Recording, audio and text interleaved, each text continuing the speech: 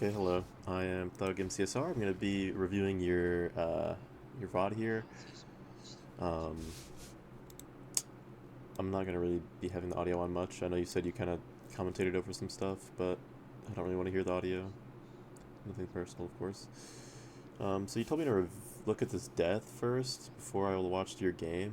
Um, First thing I want to say, this trading hole is very old, and you should just learn like DK or crack smoker or something. Um, Also, 3 stacks of pearls is kind of crazy. I would never have 3 stacks of pearls. 2 is my max. Like, we never need more than 32 pearls, right? Um, yeah. Also, I think dropping stuff on your feet is a bad habit. You should be looking, like, somewhere else when you're dropping stuff so that you can clean your inventory. You can actually get, like, clear slots. Because, like, if you drop that magma cream and you, like, cycle through items again, it'll just end up back in your inventory, right? Um, that's fine.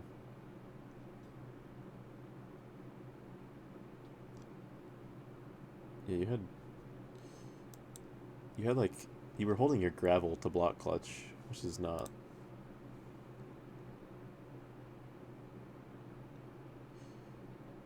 And you did it again. You might have it in the wrong slot or something. Also, crafting. I probably shouldn't even talk about this in this specific video. I should do it in the next one. But crafting stuff like nether bricks, wool from string, glowstone in your crafting grid is much slower. It's gonna just absolutely lose you time compared to book crafting. Um, but that's fine. Okay, so what happens?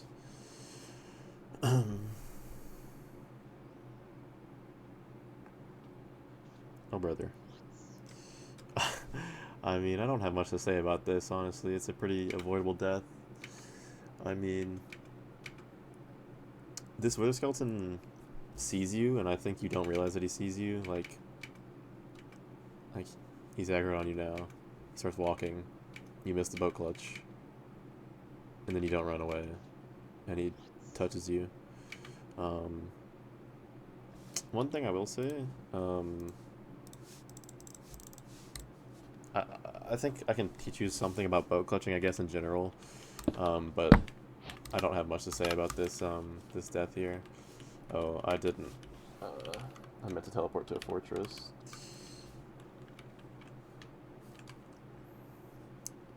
I'll just use the fortress as an example, but this kind of goes for anything in general, right? So say I wanted to boat clutch from here, and I just want to land down here, right? Instead of landing here and clutching there, you want to land. You want to try to place your boat on a ledge and fall over, like, okay. So if I place my boat here and I'm falling onto this here, I have this 1 block buffer, and it gives me an extra block to get a right click input on the boat compared to if I were to clutch like right here, right? Because if I place the boat here and I fall like down here, right? Then I get an extra block to fall. Like, and even if I would have, like, if I jump off the edge here, and like, if I fully jump off the edge here and I place my boat on this ledge, I will get even more time to like clutch, right? Because like, I hope that makes sense, right? Because if I place the block here, then I have to fall like all these blocks. I can still get a right click input, um, while I'm falling over all these extra blocks, compared to if I just place the boat here and fall on the same Y level, it gives me no extra time. So that's the only thing I'll say about that. But let's just get into the actual game here. You said 209. We're going against Silver Walks. Nice. So off the bat here, so good job spawning in third person. Um, and we also have like 8 render or chunk borders on, stuff like that. But on these shipwreck seeds, when we spawn, right, we don't want to like go in F3 and be looking around for the ship, even though it's right there. The first thing we want to do when we spawn in a shipwreck or a ruined portal seed or anything like that is we just want to like go thin and look for our spike, and that's the way we'll go. Overall, even if you like you spawn like this and you see it, I'll spawn like it's still a time loss. Like like on average, it will be a time loss. Because like 1 in 3 seeds, you might like go in F5 and you like look around and you see it, but and your opponent's like doing a full scan. But on seeds where if it was like all the way over there, right, and you're just like looking around in F5 looking for it and you're not seeing it, right? Like that's a time loss compared to just looking for the spike. If it was over here, getting your spike and then just going this way, right? So in seeds like that, Ruin Portal seeds, you should always be doing like looking for your mapless spike, right? That's just one thing.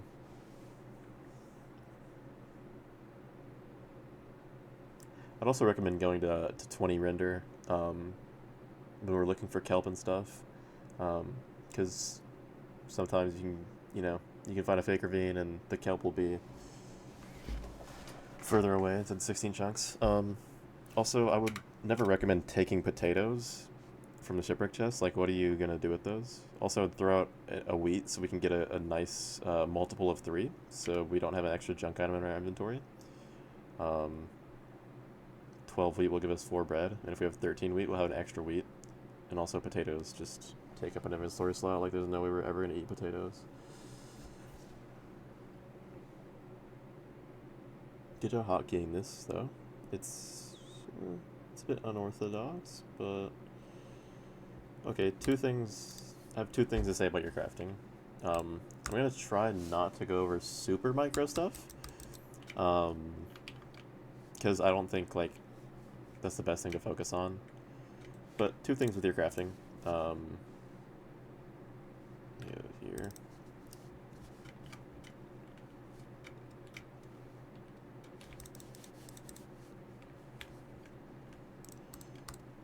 So, if I'm making, first thing is, when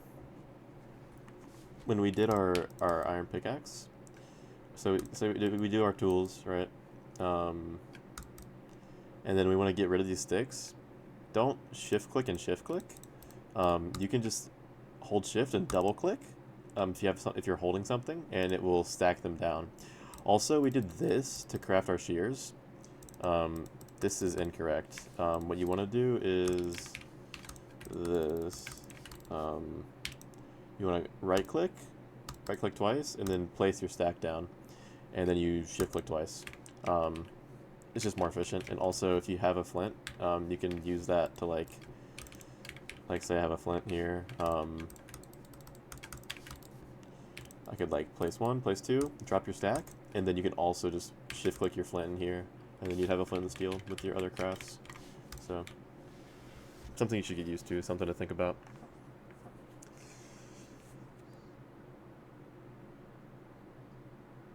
Oh, why didn't we share the leaves?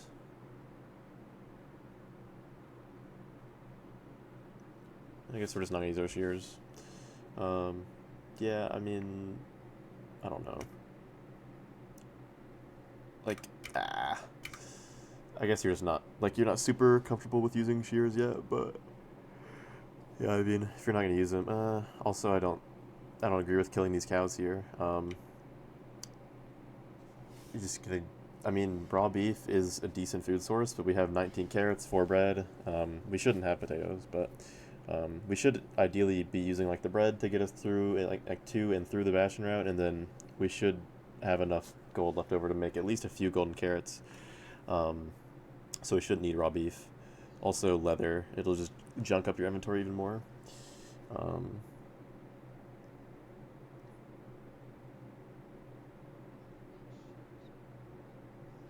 Okay, yeah, sounds like you realize your shear mistake, whatever. But at this point we should just throw out the shears, like they have no utility anymore.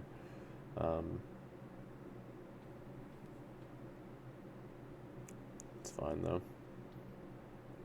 Gonna hit that 2x1, hell yeah, brother.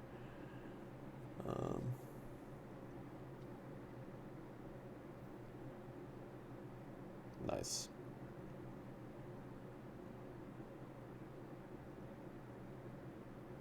So, okay, a couple things here. Yeah, so every time we enter the nether, for the first time, obviously, number 1 thing is we should, every time we enter the nether, we should F3C. That way, if we need to play home portal, then we know exactly where the chords are for our portal. Like, see here, I have, it tells you the exact chords, right here, negative 27.8.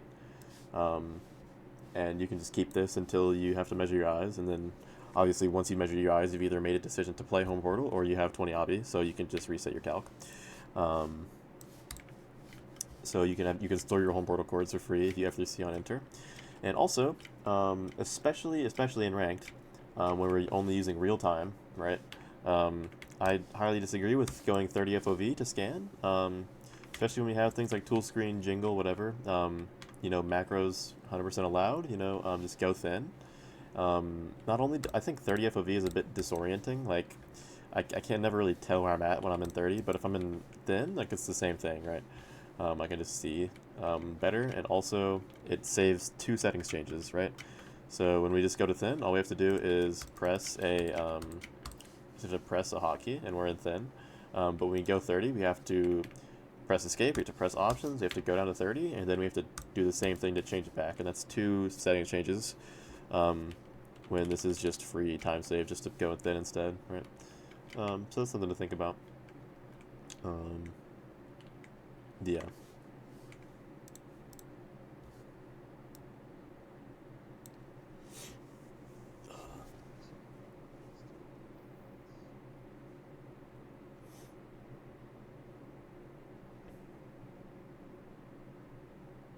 This is good. Like when we're running like this, I kind of like say I'm like say the Bastion. I know the Bastion's this way, and I just have this like open terrain. Like I'll always just like rescan. Like you can see my entities top right. I don't even think this is a Bastion, but like I'll like just make sure you know the direction. Cause say I was like all the way over here and I like did my little scan right or whatever, and it might be this general direction, but now I can like narrow it down to it's exactly this direction while I'm running, right? I mean that's another good thing with Thin. This might actually be a Bastion. Yeah, it is. So yeah, another thing there.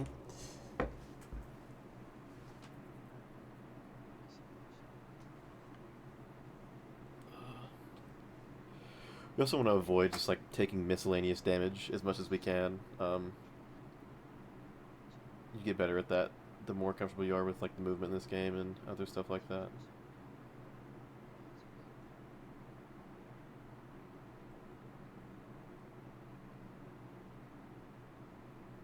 Nope, that was the Bastion.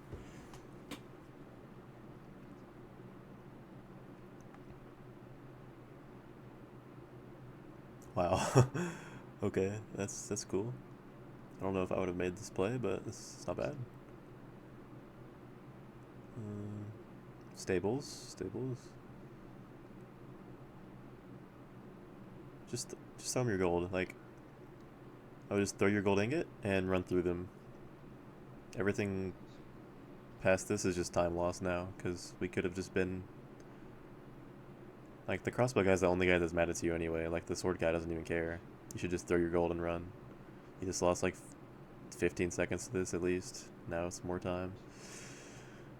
That's fine. So when we're in a buried stables like this, like there's like a few main like things that we need to think about, right? One is which rampart are we in? Are we in the left rampart, the middle rampart, right rampart, whatever?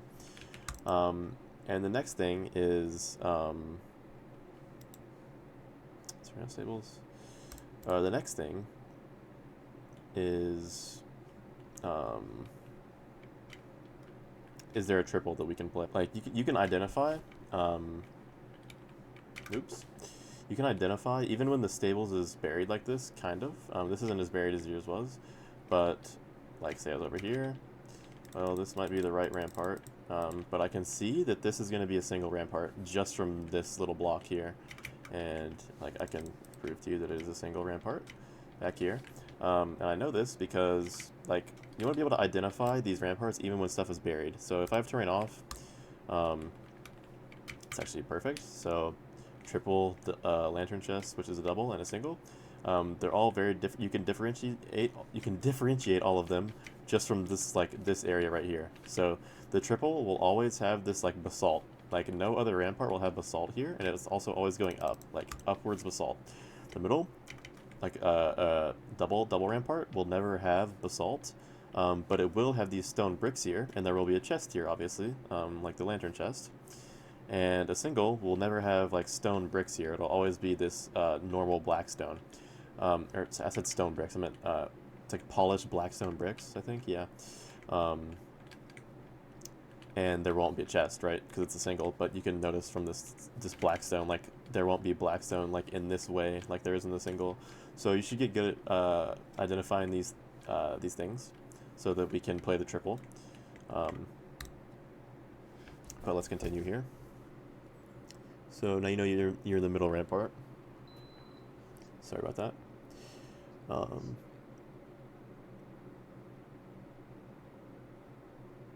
Okay, but do we even see if there's no way we could have, like, it opens up here, like maybe you don't know how to play triple to gap, I guess. Which if we're in gold 1 elo, that should be one of our next priorities, is definitely learning triple to gap, right? It's very important. Triple to gap will just save you like minutes on your opponent a lot of times.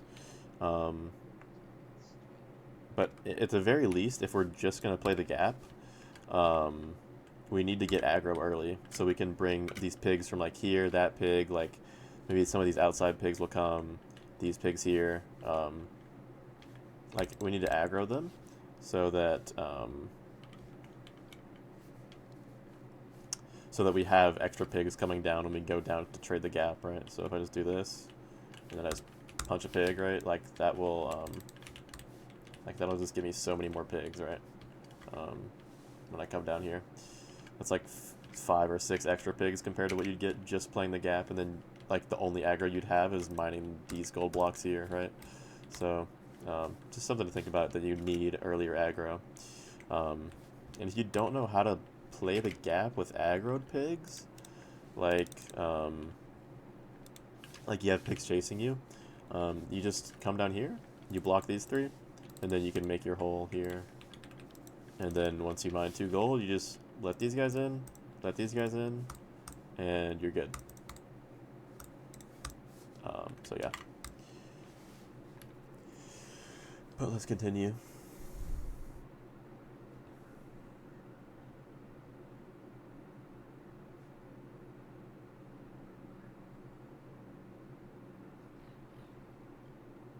Yeah, so we have like, what, 5 or 6 pigs? It's not great, it's not great.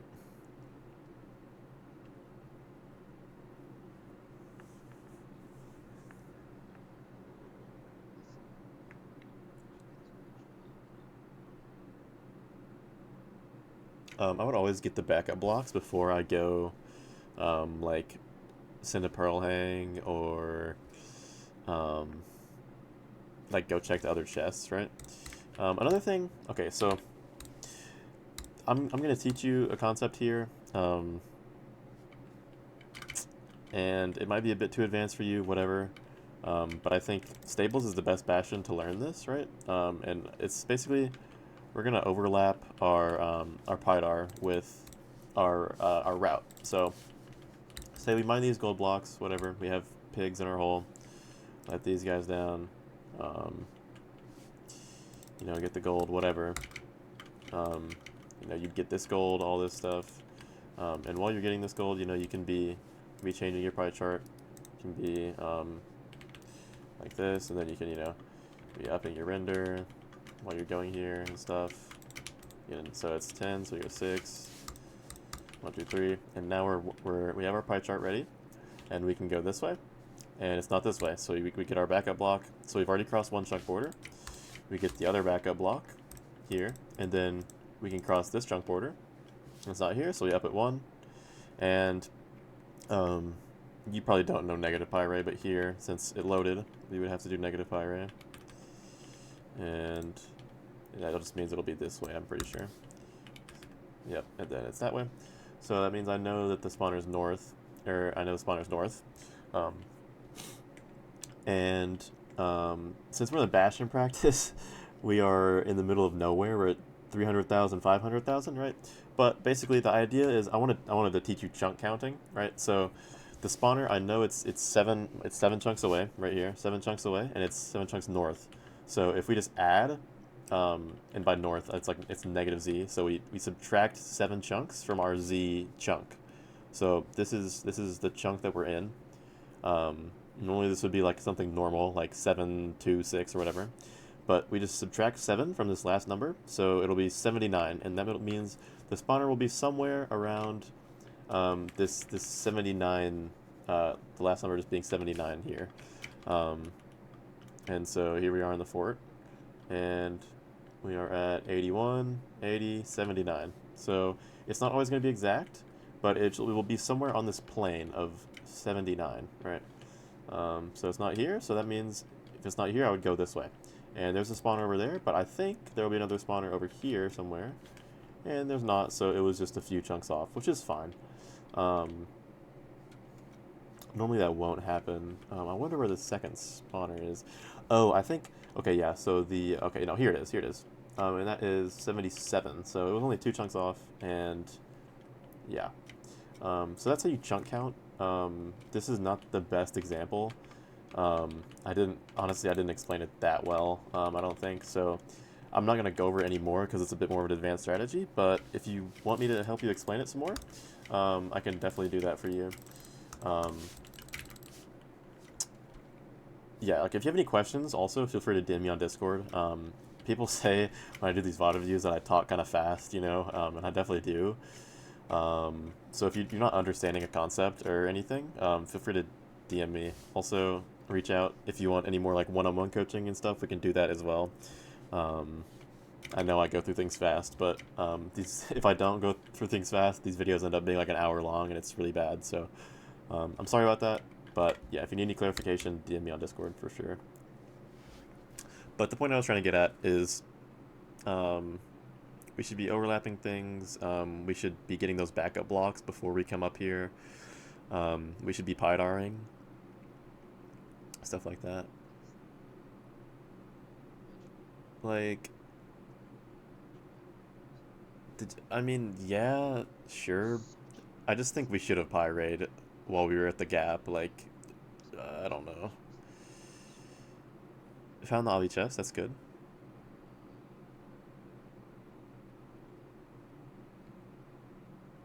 Okay. No, don't get the lantern chest. No, man. We already found the obby chest, so there's no guarantee that this is gonna be anything good, right?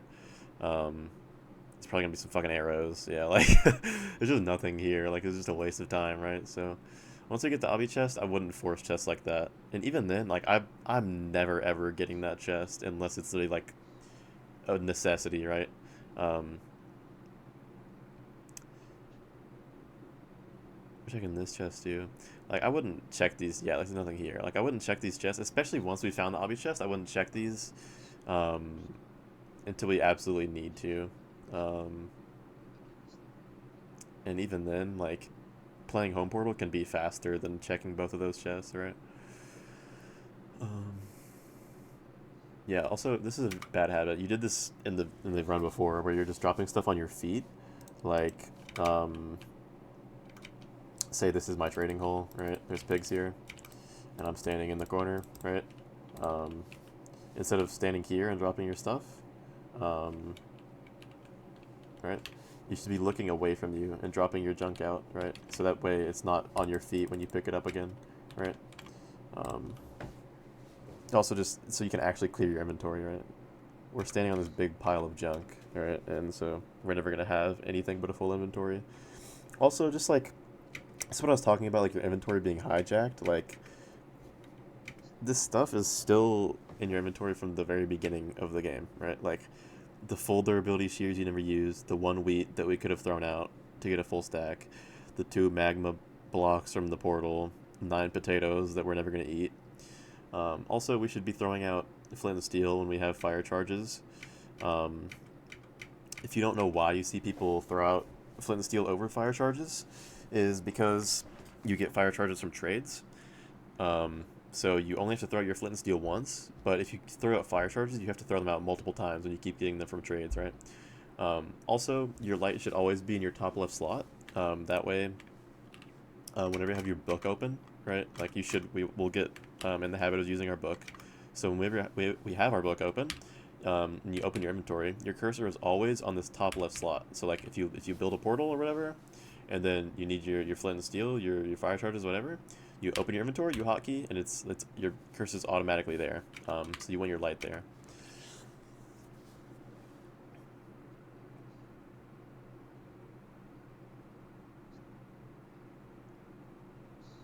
Again, like by now, I would just be sending home portal. Um, we have, I mean, yeah, we don't have great explosives. Like, you wouldn't be able to blaze bed with this. But this is 12, 24. Well, I guess no, it's only 3 explosives. But we still didn't get the backup blocks. Like, there's 18 gold you're missing from your trades. And that would at least, like, it probably wouldn't give you 5 obby, but it would definitely give you at least enough glowstone and string to be able to play home portal and not have to, like, I don't know, check all the other chests for obby. And, I mean, I don't know what we're about to do. We're gonna go play a second gap. Like, oh man, it hurts. Like, we should have just got the 2 backup blocks that I showed you earlier at the top of the whatever. Where the fuck am I, bro?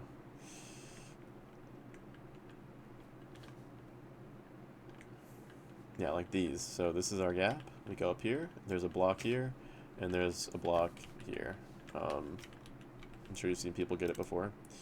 But that's 18 gold, and that could have prevented you from having to trade an entire another gap, right? This is a lot of time loss. This is where a lot of time loss came in this run, I'm assuming. Like, your overall is solid for a gold player, and this is a pretty bad bastion. I know stables is like a lot of people's worst bastion when they're not like an advanced runner, so I understand it, but our priority should be learning triple to gap soon, and also get like incorporating the backup blocks into our run, our route. Sorry, but I'm gonna kind of skip over a lot of this because it's gonna be the same stuff.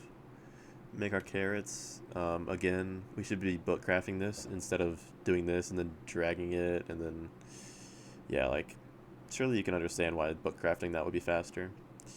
Um, Again, we're also pretty bad with just like inventory management and sorting and stuff. Like, it's still really bad. We've had a full inventory this whole bastion, which is fine. This is why we're VOD reviewing, and this is why I'm trying to help you and stuff. I'm not trying to get on your case or anything, obviously. You should also have soul sand in the bar. Um, Stuff like that. It's fine. Uh, yeah, I might have just pearled through the lava like across, and it would have only been like 2 pearls, but this is okay decision, I guess. Wow, the fort is huge. There's no way the fort extends all the way over here. That's kind of lucky. I cannot lie. Um,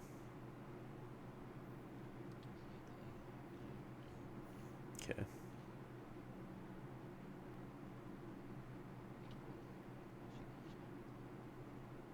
It's fine.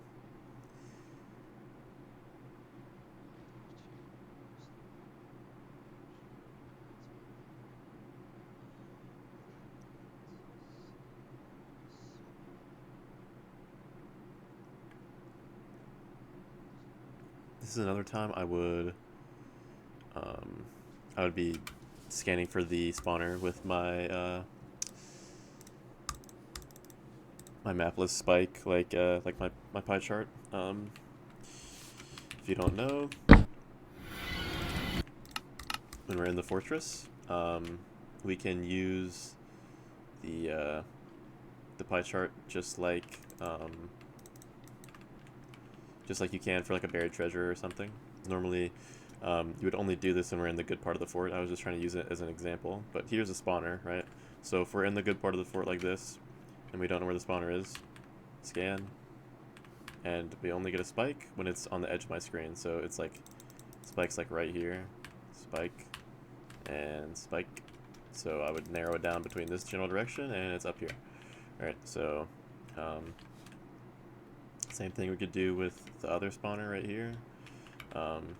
That's kind of why I was spiking double, because there's a spawner here, right? That's where it spikes here for this spawner. And there's also a spawner here where it'll spike there for this spawner. So you can use your pie chart to scan for a spawner, basically.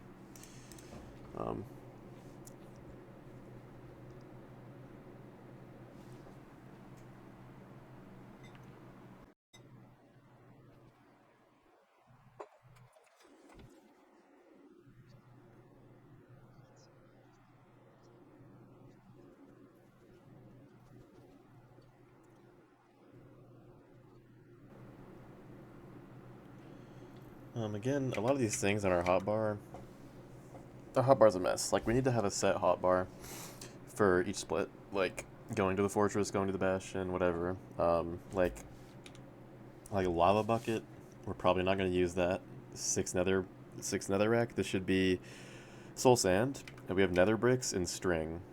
So we realistically only have 1, 2, 3, 4, 5 items out of our 9 hotbar slots that we're actually going to use, right? Like, we're not going to use string, we're not going to use the nether bricks, we're not going to use the lava bucket, we're not going to use the netherrack. That should be like soul sand, obsidian, a boat maybe, a bed like that we have pre-crafted, stuff like that. Whoa, they're fighting the blaze. And now they're fighting each other. Oh, they turn on you. It's fine. We literally have infinite food, so we can just be making aggressive plays, like aggressive pearling, aggressive all this, and we have this much food. Again, like any time now, we could be clearing inventory again. Stuff like that would be better crafted with the book, but it's fine.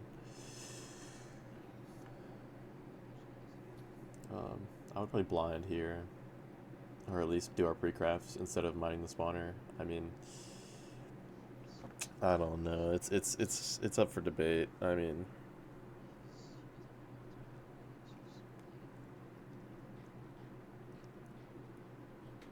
if we saw the second spawner, I would definitely go play it and then blind.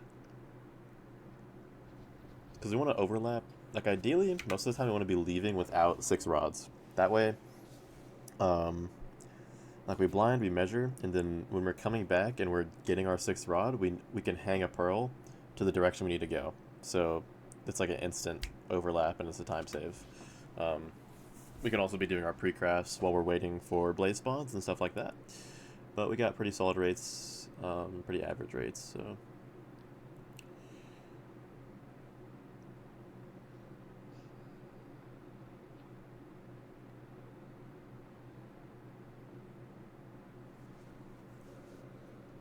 Oh, no, we need to craft all our eyes.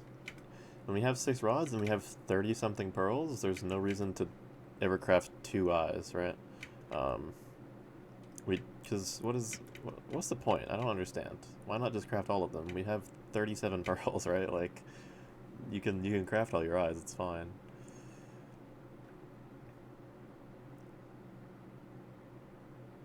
Ooh, yeah, this is not the way you should be measuring.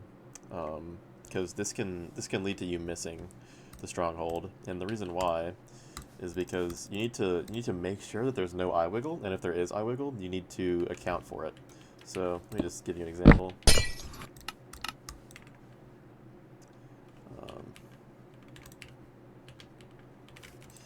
So let's say I'm here, I'm measuring my eyes, right? Jumpers off, please. Oh my goodness. So right now it's at 2 pixels to the left.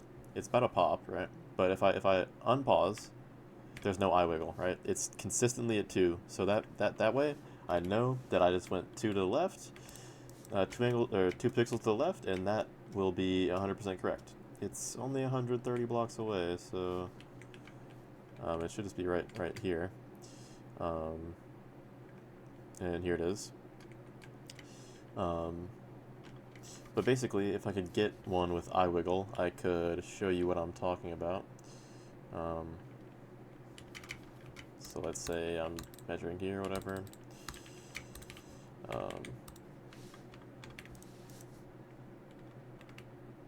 here, there's eye wiggle. It wiggled from 6 to 7, right? Um, but you didn't. There's no way for you to tell that you have eye wiggle if you just measure it like this.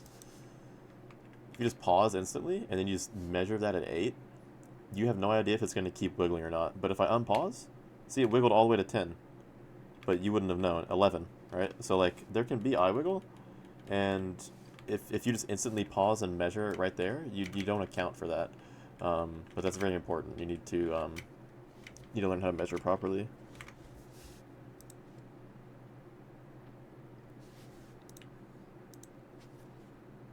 Also here, when we have, I mean, we have like a stupid amount of golden carrots. We have 11 golden carrots. I wouldn't just jump into the ocean. I would throw a pearl up and then jump down and grab my eye, so that we don't have to. Oh, I think that ghost. You could tell that ghost bucketed because the lava didn't turn into obsidian. So if you're gonna use this as a water bucket to get back up, it's just gonna place lava on the portal, which is kind of funny. Yeah, but that's fine. I mean, you also should just be like, you shouldn't water bucket up. It's a bit slower than just building up from the. You can build from that portal up, but it's fine. You should have just thrown a pearl. It's all good though. We have all of our eyes. If you F3C, well, you have your Nimbot on some weird settings, but I can help you change it to where like here, for looking like here, I have my Nimbot still up. So if I went back into the Nether, right? Do you see my Nimbot? Like this is my angle. So on the right, I can help you set it up like this, where you see on the right side it shows my angle.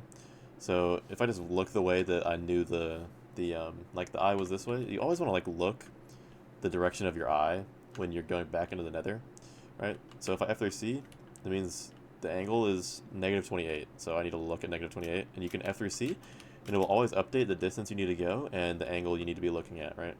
So if I like F3C over here, well, I'm 116 off on my angle, so I need to look this way. And then I F3C again, and I'm going the correct direction, right? So you can use that. I think that's very good, especially for beginners. Like the better you get, the less you really need to do that. But if you're struggling with making your way to chords, being able to F3C and see your angle change and your distance change on your calc, very helpful. But it's fine.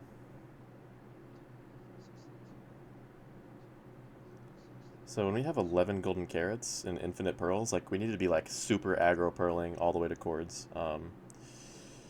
Okay, okay, okay, no, it's fine, it's fine. Just keep pearling, just keep eating, chugging your food, and pearling like as much as you can. Pay attention to your chords, eat, and just keep pearling, you know? Yeah, we're basically here. Yep.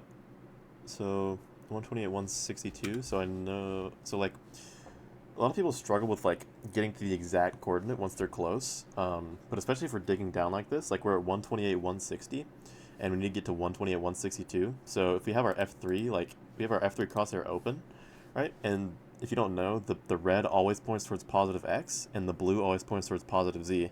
So if we need to go 2 blocks positive Z, we just go 2 blocks towards the blue. So while you're digging down, you can kind of think about that, so we don't have to like start digging in a random direction. Yeah, so we're building like 2 blocks on an offset, so it's like 50-50 chance we hit starter at this point. So yeah, we did hit starter, so that's good.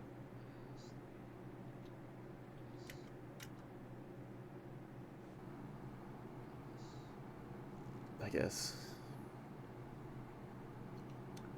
So we also are using tool screen, so we should be utilizing our macros more. I like that we're looking like Fyro's Law, kind of. We don't need those pearls. We don't really need to open any chests. Like, what was the point of opening that chest, man? What could you possibly have gotten? We have golden carrots and all the pearls in the world. You don't need anything. Just situational awareness type stuff. Also, this is like too deep. I would have gone back a long time ago. We forced way too hard, and we need to be rescanning now. Um, Another thing, I think our original scan was pretty bad. Um, we just went 30 FOV, and oops, we just went 30 FOV and didn't really check anything, right? So, um, or we didn't go 30 FOV. We just went thin. We didn't really check anything. Like I don't like just doing thin on your first initial scan. Um, I always go 30, and then I go thin. I go 30 plus thin, and I do a full good scan. That looks good, so I'll go this way. And if it's not here, which it's just gonna be here, but if it didn't end up being here, then like now I would be like, well, it's not here, so let me just rescan, and I will use my tool screen preemptive macro, which you can just make one by going to. Oh, no, I think it's just built in. I think it's this preemptive one right here, and then you just add a hotkey for preemptive. Um, which will just give you eye zoom, and it'll give you a pie chart, and then you can use it for preemptive like this. So there's a spike there. This is probably a zombie spawner or cave spider spawner with a mob. But yeah, the portal room's not there. And here is a zombie spawner with 2 chests. Unlucky. We go back to starter. It's over there. I saw it. So maybe I just don't get the spike. So that's the spike over there. I got something over here. That was too big. So this spike is good over here, and that'll be my spike. So if we ever got confused and we're like, oh, I'm here, I don't really know where I'm going anymore, I like using the preemptive thing, and that's a good spike over there, so I'm gonna go that way. And here it is, right? So yeah, I think you need to be more thorough with your scans. And once we get a little bit too deep, I think rescanning and either using this preemptive, or if you're not going to, at least just using thin and scanning again when you're lost will save you multiple minutes, multiple times, right? So another thing just to think about, to learn how to practice, stuff like this.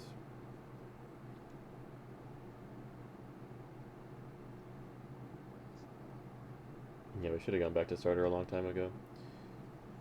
Or at least rescan. Like, rescan here, right?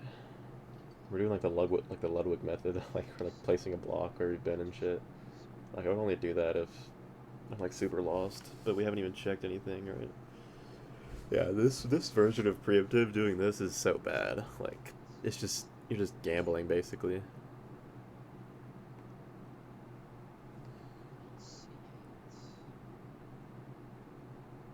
I would rescan here. Um,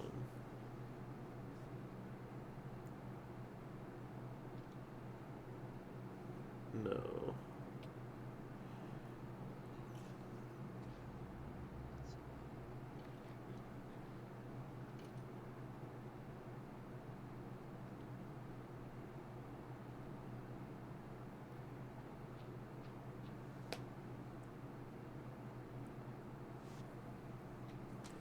There's a lot of mobs now, so preemptive's probably cooked by now, but yeah, just at least check this. Like this has got to be the way.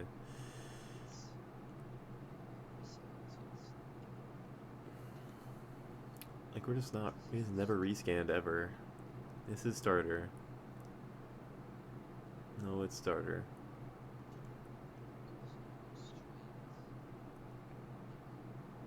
Yep, follow the stronghold. Follow the generation. This is good. Now rescan here. We're just gambling, you see? Like it could have been here, but it could have been the other way with light.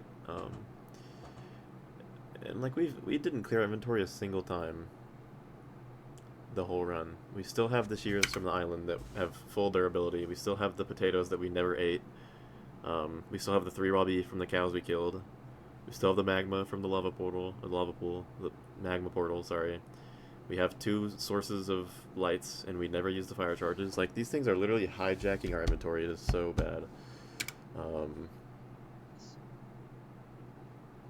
But again, this is why I'm VOD reviewing. This is how we learn. These things, crafting a bow like that is just crazy to me. Like, no way we're crafting anchors like this, man. Surely. or using the book. It's just this is just losing its time, and surely you can see that the book would be faster than crafting an anchor like that. Um, Again, like I'm not trying to get on your case too hard. I might seem like a bit like trust me, like it's okay. Like I've coached people that are like so much worse than you and have a lot worse habits. Like you just gotta practice the right things. You just gotta improve on your weaknesses. Targeted practice.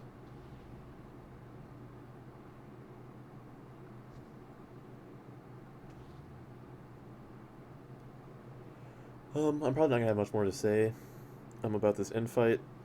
Um, I will say there is a certain point where shooting crystals is bad. Um, like after you never really want to shoot every crystal, right? You want to shoot like 4 or 5 of them, and then go back really far.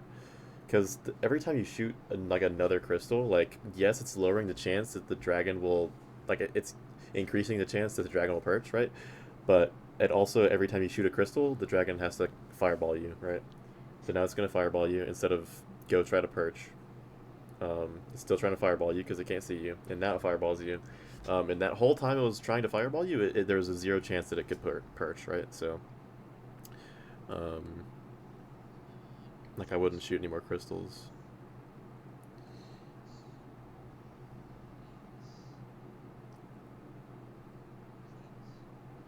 Also, being up this high, eh, I would just pearl down like behind you, especially when we have 8 Garretts. Like, we can afford to pearl as much as we want, right? So, being up here is just it's bad. I think it's scary, risky. There's no point. I don't really think it affects the perch chance, but that looks like a perch. Is it perch? It's perch.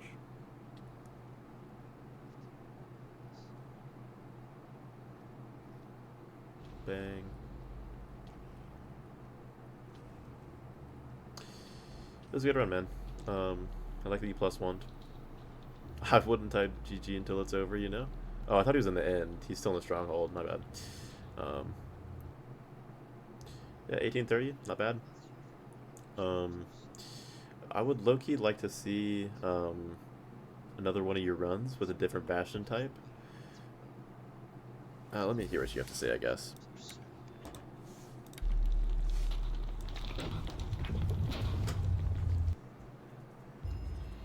But I think that's G3. Those times are so bad. I'm doing so bad. I'm doing so bad. I'm just bad. It's fine. It's fine. It's fine. G3, right? Please? Yes. Wait, no. Dang. Nope. No That's gold not 3. G3. Sorry. Unlucky. That Um, was yeah, you got one shot. That's cool. Is this top 5 weekly race? I don't even know. Weekly race, eh. Um, I mean, you have a sub 12. That's pretty good for gold 2, gold 3, whatever. Um,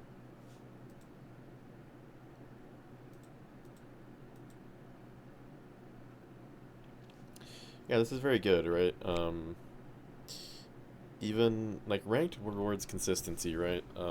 Sometimes yes, you'll get punished for, you know, playing consistency over speed, but the people that will beat you on speed are the people that are dying a lot, and I don't know. But in this rank, being able to live every time and like get these consistent completions, right, is a very good thing. So there's definitely some good stuff in your gameplay. Definitely some stuff to work on. Try to just focus on what I told you. If you have any questions, feel free to DM me. If you want to do some more like one-on-one coaching, we can definitely set that up. Um, yeah, thanks for letting me review your gameplay. And that's all I got. Peace.